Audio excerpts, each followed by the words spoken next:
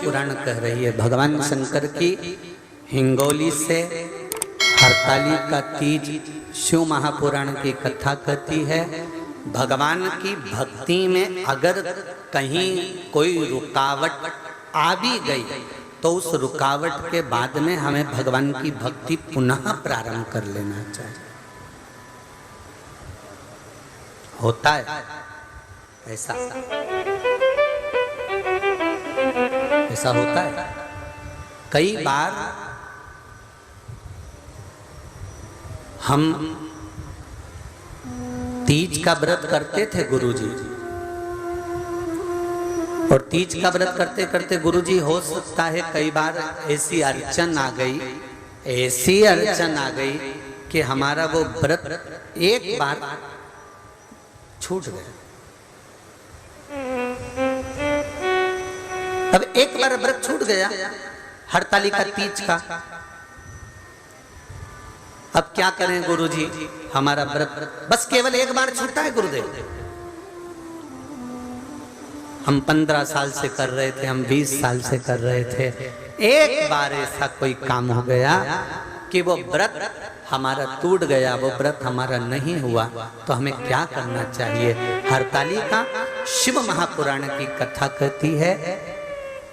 भूलवश कारणवश किसी कार्य से अगर एक व्रत बीच में कभी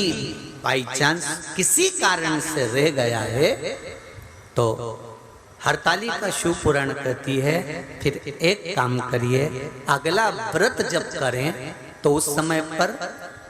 कोई भी शिव जी का एक जोड़ वस्त्र, सौभाग्य नारी का, सुहागन नारी का एक जोड़ वस्त्र, सौभाग्य की बांस की पिटारी, उसमें सौभाग्य की सामग्री रखकर शिव जी के मंदिर में जाकर पूजन कर कर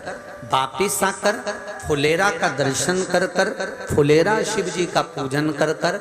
वो सौभाग्य सामग्री किसी गरीब ब्राह्मण को जिसको जरूरत है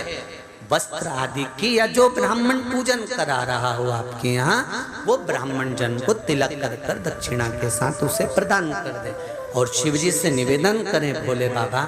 हमसे पूर्व में गलती हो गई थी, इसलिए हमारा व्रत छूट गया था किसी कारण से, पर आप इसको स्वीकार करिए,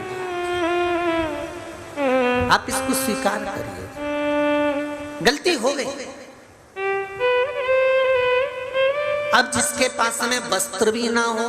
ब्राह्मण को देने के लिए, कोई सौभाग्य वस्तु सामग्री भी ना हो, तो शिव महापुराण की कथा कहती है